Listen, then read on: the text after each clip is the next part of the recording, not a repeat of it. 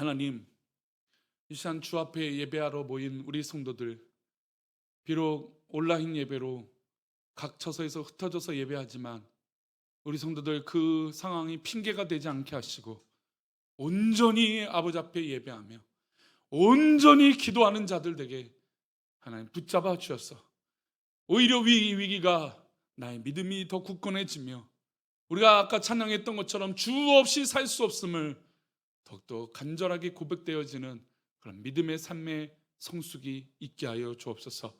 말씀을 나눕니다. 우리의 말씀 나눈 가운데 은혜를 주시고 지혜를 주셔서 말씀을 그대로 깨닫게 하여 주옵소서. 함께 하실 것을 믿고 감사하며 거룩하신 예수님의 이름으로 기도합니다. 아멘. 연일 코로나 이야기를 안 할 수 없는 상황입니다. 사실 주말이 되면 좀 인원이 줄어들어서 그래도 내심 검사 숫자가 줄어들기는 하는 것이지만 그래도 내심 조금 줄었다라고 하는 안심도 느낄 수 있었던 주말이지만 지금은 뭐 주말과 평일과 상관없이 연일 1,500명 이상의 확진자가 이어지고 있습니다.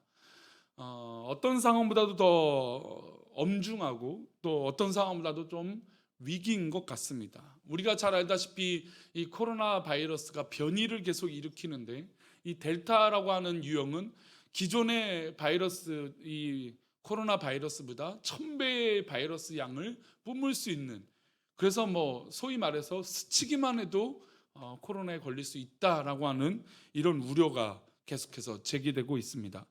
20년 초만 해도 1년 정도 지나면 괜찮겠지 했던 이 막연한 안심이 이제는 2020년 후반기가 돼도 완전히 전 세계가 자유하기는 어렵겠다라고 하는 생각이 더 당연시되고 있는 현실입니다.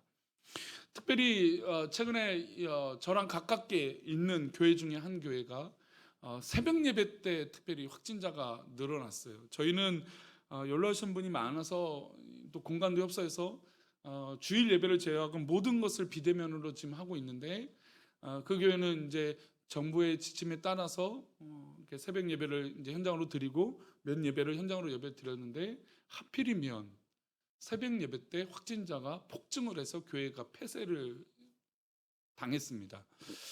근데 사실 새벽기도 나오시는 분들이라면 소위 교회에서 어떤 분일까요? 정말 열심히 최선을 다하시는 분들이죠. 열심을 내고 기도에 매달리는 분들이 오히려 코로나에 걸린 모습 보고 교회가 큰 낙심에 빠진 모습을 볼 때 이 코로나 위기가 그냥 쉽게 생각해서는 더더욱 아닌 것 같구나라고 하는 생각을 해보게 되고 또 한편으로는 마음이 아프게 됩니다. 또 때로는 이 마음이 아프지만 두렵기도 합니다. 우리는 비록 이 일주일에 한 번 현장 예배를 드리는 것조차도 사실 굉장히 염려가 되고 걱정이 되고 이렇게 천지개벽할 이 코로나 바이러스 하나 다스리지 못하는 인간의 연약함 가운데 이 두려움이 날로 커지고 있다라는 겁니다. 오늘 큐티 본문은 예수님과 함께하고 있는 제자들의 이야기가 나오고 있고 마태복음 8장에는 기적들이 계속 나오게 됩니다. 마태복음 8장에서는 어떤 기적들이 나오냐면 나병 환자가 나와서 예수님께 치료를 받는 기적을 경험하게 됩니다. 사실 나병 환자라고 하면 그 당시 저주받은 병이기 때문에 사람들에게 조롱거리요 아니면 성 밖에서 살 수밖에 없는, 그래서 나병 환자끼리만 살 수밖에 없는 그런 저주받은 모습의 병이 바로 이런 환자였습니다. 그런 이 환자를 주님께서 기적으로 베풀어 주시고 치료해 주신 것이죠. 이 사건 이후에 백부장이 등장합니다. 우리가 잘 알다시피 백부장은 믿음으로 칭찬을 받았던 사람입니다. 예수님께서 길을 가는데 백부장이 예수님께 엎드려서 얘기합니다. 우리 집에 종이 하나가 있는데 종이 몹쓸병에 걸려서 죽을 것 같으니 치료해 달라고 요구를 합니다. 그래서 예수님이 가시겠다고 하니까 이 백부장이 하는 말이, 우리 종도, 내가 다스리는 사람들도 가라고 하면 가고 오라고 하면 옵니다. 그런 예수님 가지 않으셔도 말씀만 하시면 됩니다. 그 표현으로 그 믿음의 고백을 했던 이 백부장의 믿음을 보시고 예수님이 뭐라고 말씀하시냐면 이 모든 것에 이만한 믿음을 본 적이 없다라고 평가하시면서 그 백부장의 종의 몸을 고쳐주신 기적을 베풀어 주셨습니다. 또 가깝게는 이 8장에는 베드로의 장모가 열병에 걸립니다. 지금 뭐 우리가 생각하는 이 열병, 사실 이제 이 중동 지역이니까 열병에 걸리면 얼마나 심각하겠습니까? 온몸에 힘이 빠지고 무기력해지고 뭐 정말 이 뭐 탈수 증세가 극심하게 있고 정말 정말 사경을 헤맬 수 있는 그런 질병이죠. 근데 예수님께서 이 베드로의 장모의 열병도 고쳐 주신 장면이 바로 이 마태복음 8장에 기록되어 있습니다. 그러고 나서 예수님께서 말씀을 전파하시고 복음을 전파하시고 배에 오르셔서 이제 반대편으로 가시고자 하셨습니다. 그런데 하필 예수님이 그 배에서 고단하셔서 주무셨습니다. 24절인데요. 한번 읽어보겠습니다. 8장 오늘 본문 읽었던 24절입니다. 읽어봅니다. 시작. 바다에 큰 놀이 일어나 배가 물결에 덮이게 되었으되 예수께서는 어떻게 하고 계신다고요? 주무시는지라. 자, 이 본문 이 말씀 구절을 두 군데로 두 분류로 좀 나눠서 생각해 보는데 예수님께서 주무셨어요. 얼마나 피곤하셨는지 파도가 엄청나게 치고 있는데 지금의 큰 배가 아니라 이 조그만 배의 파도가 치면 얼마나 뭐 꿀럭꿀럭거리고 뭐 들썩들썩 하지 않았겠습니까? 그런 상황인도 예수님이 주무셨어요. 그러니까 두 가지를 생각할 수 있습니다. 예수님이 주무셨다는 건 첫 번째는 정말로 너무나 이 사역과 삶이 피곤의 연속이었기 때문에 정말 누가 업어가도 모를 정도로 그냥 기절하셨다, 주무셨다라고 볼 수도 있고, 또 한 가지는 이 모든 상황을 알고 계시기에 지금 제자들의 모습을 보시기에 주무시는 척 하는 것은 아닌가라고 생각하는 이 평가도, 이 해석도 있습니다. 저는 개인적으로 예수님이 너무너무, 물론 이 상황을 다 알고 계시겠지만 정말 이 사역의 연속, 지금 이 순간만 해도 좀 전만 해도 수많은 병자를 고치시고 수많은 사람들과 대화했던, 너무나 고단하잖아요. 그렇죠? 게다가 요즘 우리나라가 지금 35도, 36도인데 이 중동 지역의 이스라엘 지방의 한낮과 온도는 뭐 날로 뭐 표현할 수 없을 정도로 무더운 건조한 날씨입니다. 그러니 사실 30분만 대화해도 힘든 지금 날씨에 하루 종일 그 사역을 감당했다는 건 예수님은 아마 녹초가 아니라 아마 정말 기절하지 않았을까라고 생각이 듭니다. 어쨌든 예수님은 지금 이 파도가 치는 이 상황에 주무시고 계셨습니다. 근데 이 상황에 파도가 치는데 배를 완전히 덮어서 배가 침몰 직전까지 가고 있었다는 겁니다. 우리도 인생을 살다 보면 이런 어려움이 옵니다. 두려움이 생깁니다. 아무리 우리가 컨트롤하고 잘할 것 같지만, 게다가 이 배에는 배에 대해서, 물에 대해서, 바다에 대해서 전문가가 여럿이 있습니다. 그럼에도 불구하고 내 생각과 내 행동과 내 전문성을 넘어선 어려움과 두려움이 생길 수 있다는 겁니다. 예상치 못한, 그리고 너무나 뜻밖의 일들이 벌어질 수 있다는 것이죠. 참 아이러니한 건 우리나라는 지금 열돔이라고 해서 열기가 정말 이 대한민국을 가득 채우고 있습니다. 그런데 주변 국가, 뭐 중국만 해도 엄청난 비가 내려서 이 터널이 그냥 그 쓸려온 빗물에 가득 차 있는데 물이 빼고 났더니 그 안에 차가 수십 대가 있었다는 거예요. 너무나 이 자연현상, 우리가 아무리 전문성을 갖고 있고 우리가 아무리 능력이 있고 아무리 우리가 가졌다고 할지라도 이런 예상치 못한 인간의 한계를 만났을 때는 우리는 두려움을 가질 수밖에 없는 것입니다. 우리 이 코로나 위기 때도 서론에 말씀드린 대로 이렇게 뭐 변이가 뭐 델타 뭐 그 이상의 변이를 일으켜서 우리를 힘들게라고 생각했던 적은 아마 거의 대부분의 사람들은 하지 않았을 것입니다. 그런데 지금 두려움이 생긴 건 너무 많은 사람들이 확진이 걸려 있고 심지어 백신을 맞아도 돌파 감염이라고 하는 사례가 드러나고 있으니 얼마나 걱정이 됩니다. 근데 이때 이런 두려움이 인간의 마음에 생겼을 때 의문이 들어요. 왜냐하면 왜 예수님은 인간이 이렇게 두려워하고 있는데 주무시고 계시냐 이거예요. 살아계신 하나님, 우리를 사랑하시는 하나님, 전지전능하신 하나님이 우리가 위기를 겪고 있고 고난을 당하고 있고 극복할 수 없는 어려움 속에 있는데 왜 우리 주님은 주무시고 계실까요? 아니, 우리가 알고 있는 주님이시라면 지금 주무시고 있는 상황이 아니라 깨어 계셨어. 아니, 이미 우리를 아프지 않고 두려워하지 않고 염려가 생기지 않도록 해 주셔야 되는 거 아니겠습니까? 근데 예수님은 이 성난 파도가 치고 있는데도 주무시고 계십니다.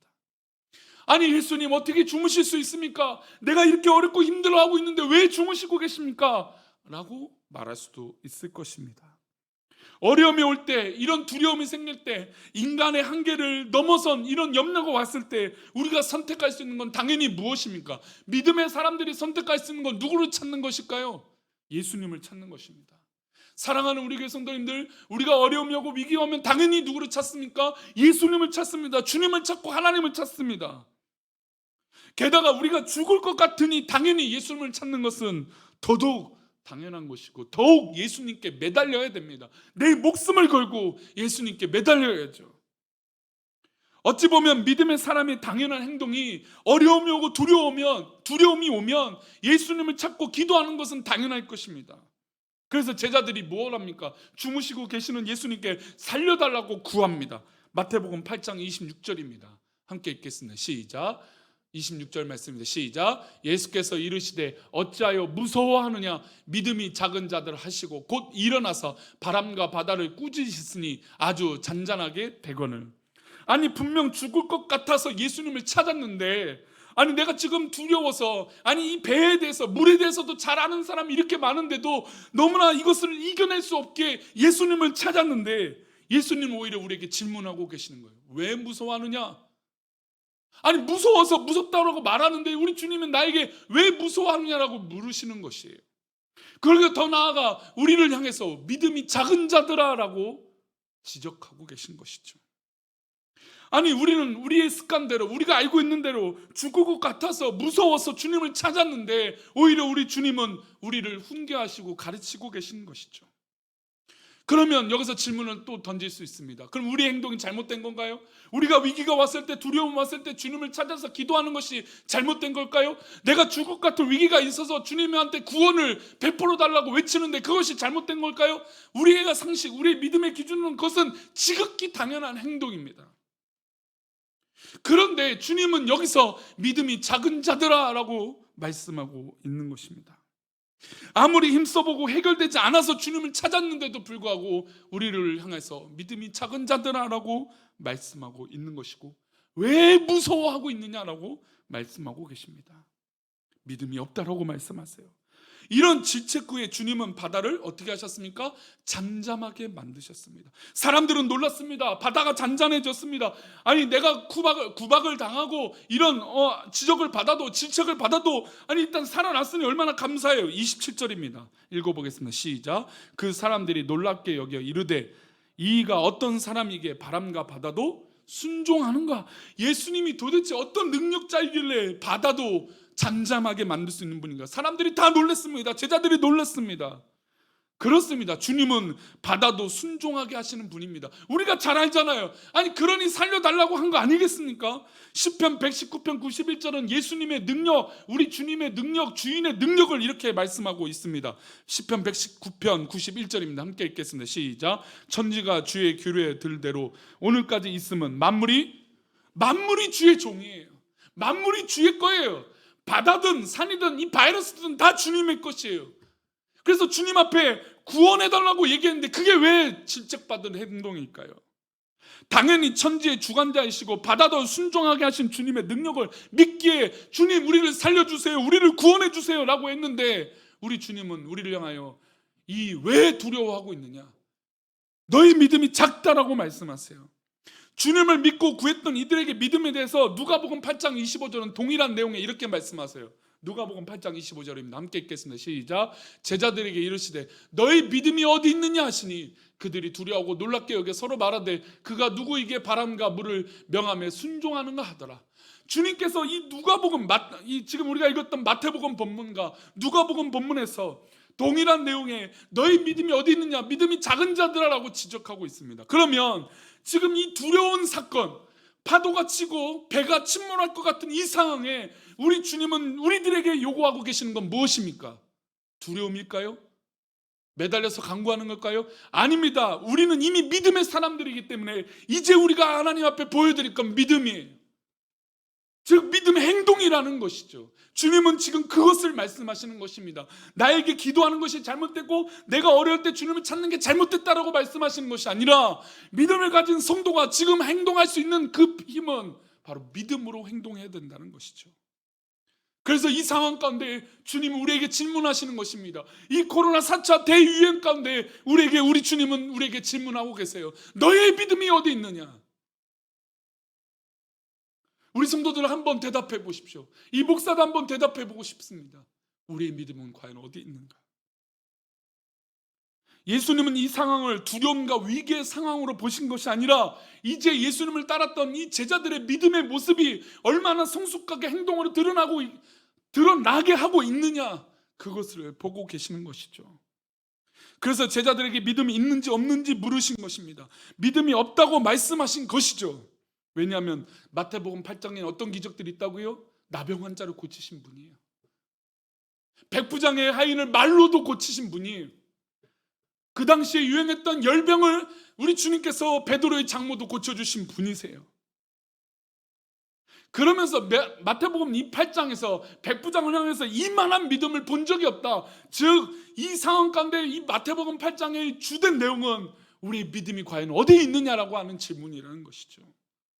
그런데 믿음의 사람들은 자꾸 착각해요. 기적이 일어난 것에만 초점을 맞춘다는 것이죠. 우리는 이미 기적을 경험한 사람들입니다. 우리는 이미 주님을 내 아버지로, 내 친구로, 우리 하나님을 아버지로 모신 이미 기적의 사람들이에요. 그러니 이 기적을 경험한 믿음의 사람들은 이제부터는 믿음의 행동을 해야 되는 것이죠. 모든 상황에 우리에게 보시는 것은 바로 믿음입니다. 마태복음 17장에 믿음이 있고 없고의 차이를 확실하게 보여주는 단 한 구절, 멋진 구절, 믿음의 그 구절이 있어요. 마태복음 17장 20절 말씀입니다. 읽어봅니다. 시작. 이르시되 너희 믿음이 작은 까닭이니라. 진실로 너에게 이르노니 만일 너에게 믿음이 겨자씨 한 알만큼만 있어도 이 산을 명하여 여기서 저기로 옮겨지라 하면 옮겨질 것이요 또 너희가 못할 것이 없으리라. 이제 이해가 되실 겁니다. 우리 믿음의 사람들, 지금 이 사람들은 그 초신자가 아니에요. 믿음이 없는 사람들이 아니에요. 이 배에 함고 있는 사람들은 예수님의 기적을 목도하고 가장 옆에서 있던 사람이에요. 그러니 우리 성도들을 향하여 말씀하신 것이죠.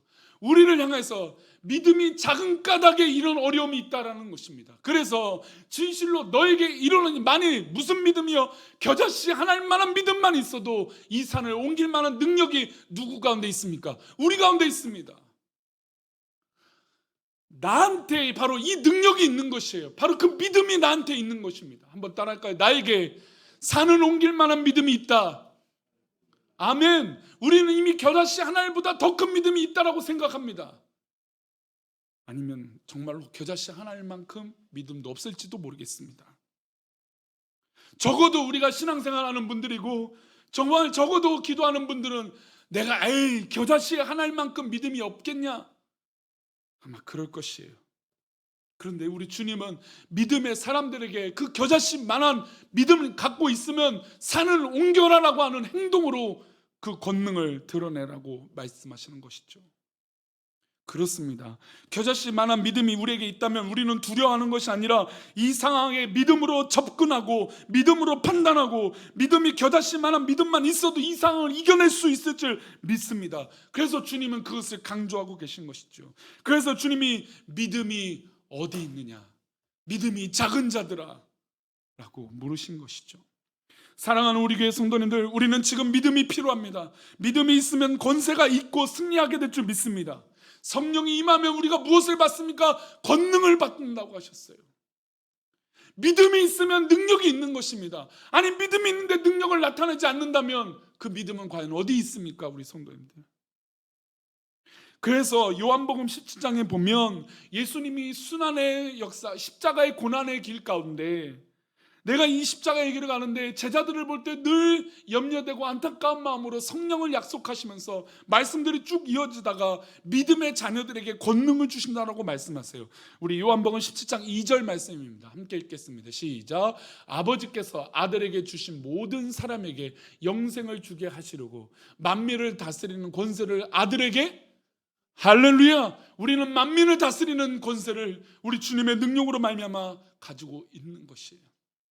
그런데 왜 우리는 믿음이 없이 자꾸 권능이 없이 행동하고 있습니까? 그래서 사실 우리가 기도할 때 능력이 있는 기도를 할 필요가 있어요. 그런 연습도 좀 필요합니다. 맨날 패배하고 맨날 두려워하고 맨날 걱정에 사로잡힌 기도가 아니라 이제는 그 권능을, 이 믿음을 가지고 이 모든 것들을 이길 수 있는 믿음의 선포가 필요한 것인 줄 믿습니다. 이 믿음의 선포, 이 믿음의 권능은 목사에게만 있는 것이 아니라 우리 믿음의 모든 자녀들에게 있는 것입니다. 그러니 믿음으로 선포하세요. 내가 넘어져도 믿음으로 선포하세요. 내가 엎어져도 또한 믿음으로 선포하세요. 우리에게 이제는 하나님 앞에, 우리 주님 앞에 믿음을 보여드릴 차례라는 겁니다. 여태까지는 기적으로 우리를 인도해 주셨다면 이제는 우리가 주님 앞에 우리의 믿음을 보여드리는 겁니다. 주님, 나의 믿음이 이렇게 있습니다. 이 코로나 위기 가운데 내가 주님 앞에 이렇게 있습니다. 이것이 바로 믿음과 두려움의 사이라는 것이에요. 과연 믿음이 있으면 이 두려움 가운데 어떻게 할 것인가? 내가 두려움에 처했을 때 내가 믿음으로 어떻게 할 것인가? 우리 성도님들은 이 두려움 가운데 믿음의 능력을 나타내시기를 축원합니다. 우리에게 믿음이 있다면 우리를 당할 사람이 없습니다. 죽을 것 같은 공포와 파도가 몰아쳐도 우리는 이겨낼 줄 믿습니다. 신명기 11장 25절은 이제 가나안 땅으로 들어갈 이스라엘 백성들 두렵고 떨리고, 아니 이미 광야의 모든 이 40년의 시간들을 견디고 이겨냈던 사람들에게도 새로운 길은 두려운 것이에요. 아니 코로나의 길은 두렵지 않겠습니까? 새로운 길인데요. 우리 교회가 이전을 해왔는데 새로운 길인데 두렵지 않겠습니까? 그래요. 그런데 이 두려움 앞에 있는 성도들에게, 믿음의 백성들에게 우리 하나님 이렇게 약속하시고 축복하세요. 우리 신명기 11장 25절입니다. 함께 읽겠습니다. 시작. 너희의 하나님 여호와께서 너희에게 말씀하신 대로 너희가 밟는 모든 땅 사람들에게 너희를 두려워하고 무서워하게 하시리니 너희를 능히 당할 사람이 없으리라. 할렐루야. 우리를 능히 당할 능력이 없어요. 사람이 없어요. 우리는 이미 믿음이 있기 때문이에요. 우리는 믿음의 사람이기 때문에 두려워할 필요가 없어요. 비록 한국교회가 실수하고 넘어지고 부끄러운 조롱거리가 됐지만, 그러나 우리가 두려워할 필요가 없습니다. 우리 안에 믿음으로 이제 보여주면 됩니다. 우리의 진실된 믿음을 이 세상 가운데 보여주면 되는 겁니다. 이 땅 가운데 보여주면 능히 우리를 당할 사람이 없게 될 줄 믿습니다. 혹이나 우리 성도님 주변에 우리 성도님들을 힘들게 하고 두렵게 만들고 나를 자꾸 엎어치려고 하는 사람들이 있고, 그런 환경이 있을 때마다 이제는 두려워서 기도하는 것이 아니라 믿음으로 기도하시기를 축복합니다. 믿음으로 선포하고 기도하고 그 주님의 성령의 능력에 힘입어 나아갈 때 우리를 능히 당할 존재가 없을 줄 믿습니다. 그래서 우리는 주 없이 살 수 없는 것입니다. 우리 성도님들 삶 가운데 정말로 하나님의 기적이 임하기를 축복합니다. 아니 이미 우리는 이 기적을 갖고 있기에 이제 우리는 믿음으로 살아가면 될 줄 믿습니다. 믿음을 보여주십시오. 우리 주님 앞에 믿음으로 살아가는 이 믿음과 두려움 사이에 승리하시는 그런 믿음의 성도들 되시길 축원합니다. 우리 세상 다 변하고 우리 찬양하면서 우리가 좀 오늘은 좀 기도하는 시간을 좀 가졌으면 좋겠어요. 하나님, 그렇습니다. 세상 다 변하고 이 삶의 끝이 와도 우리는 주 없이 살 수 없음을 고백합니다. 주만이 내 영광이고 변치 않는 진리이기에 주 없이 살 수 없음을 고백합니다. 이 시간 우리 함께 찬양하겠습니다.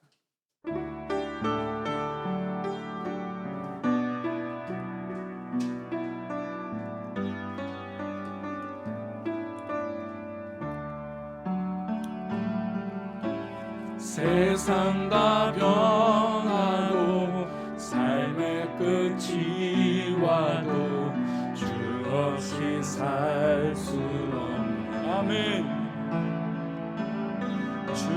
주만이 내 영광 변치 않는 진리 주 없이 살. 우리 다시 한번 고백합니다. 세상 다 변하고 세상 다 변하고 삶의 끝이 와도 없이 살 수 없네. 주만이 내 영광 변치 않는 진리 주 없이 살 순 없네. 내 주 없이 살 순 없네. 아멘. 내 주 없이 살 순 없네. 내 인생의 소망, 내 삶의 소망, 내 주 없이 살 수, 내 주 없이 살 수 없네. 내 주 없이 살 순 없네. 아멘. 아멘. 이게 믿음입니다. 이게 믿음입니다. 믿음입니다. 내 인생의 등대, 인생의 등대, 내 삶의 소망, 내 주. 우리 마지막으로 한 번 더 고백합니다. 내 주 없이 살 수 없네. 내 주 없이 살 수 없네. 아멘. 내 주 없이 살 수 없네. 내 인생의 등대, 내 삶의 소망, 내 주 없이 살 수 없네. 사실이요, 우리 삶이 아무리 엉망이고요, 때로는 칭찬받을 거 하나 없을 것 같은 인생도요, 아니 때로는 누구나 인정받을 사람이고 누구나 칭찬받을 사람일지라도요, 우리가 주 없이 살 수 없음을 고백해야 될 줄 믿습니다.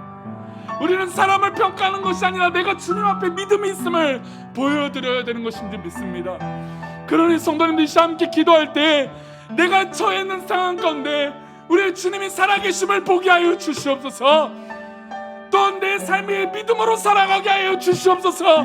다른 것을 의지하는 것이 아니라, 다른 것을 바라는 것이 아니라 오직 믿음이 드러나게 하여 주시옵소서.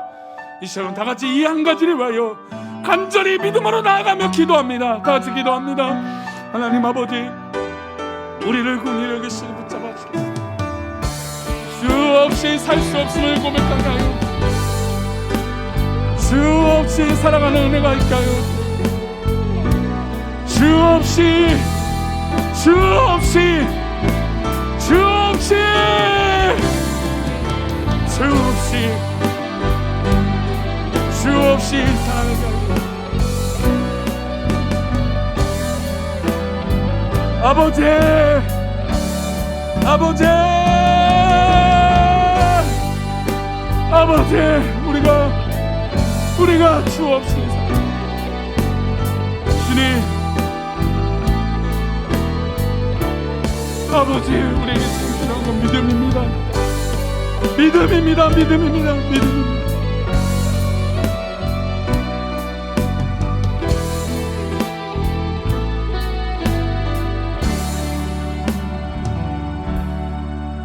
하나님 아버지, 우리 인생의 자랑은 우리 알고 있는 지식도 아니고 지혜도 아니고 돈도 아니고 환경도 아니고 배경도 아니고 연줄도 아니고 학력도 아니고 우리가 가지고 있는 모든 인간의 가치가 아니라 우리가 주 없이 살 수 없는 믿음의 가치인 줄 믿습니다.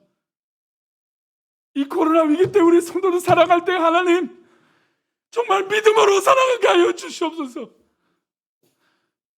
믿음으로 모든 것들을 이겨낼 수 있는 기도하는 사람들 되게 도와주옵소서.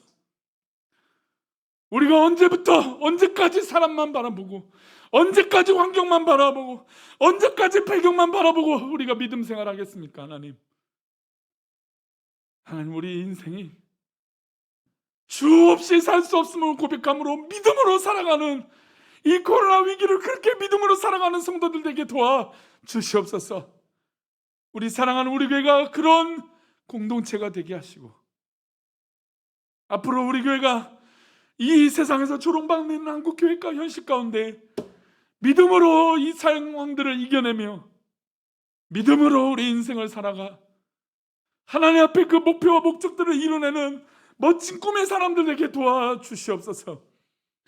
우리 성도들에게 믿음을 주셔서 감사합니다. 우리 성도들 삶 가운데 이 믿음, 이 겨자씨만한 이 믿음을 가지고 저 산을 명하여 이리 옮길 수 있는 믿음의 능력으로 살아가는 귀한 믿음의 백성들 되게 도와 주시옵소서. 두려움에 사로잡혀 사는 것이 아니라 믿음에 사로잡혀 살게 하여 주시옵소서.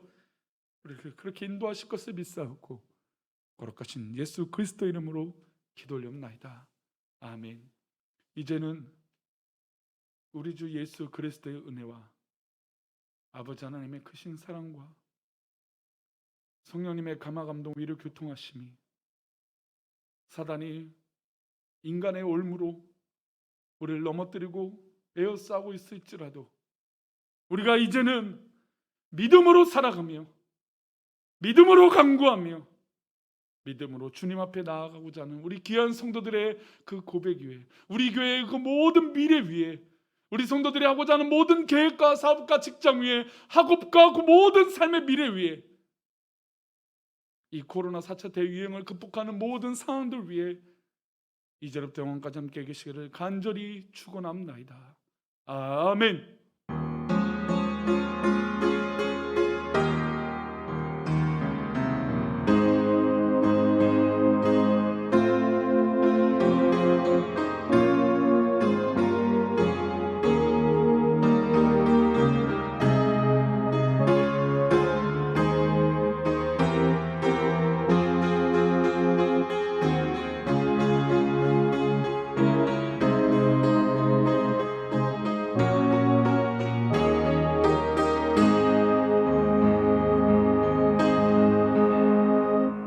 예배를 마쳤습니다. 코로나 위기 가운데도 우리 성도들 지혜롭게 이 한 주간을 승리하시고 정말 기쁨으로 믿음으로 살아가시길 축복합니다. 감사합니다.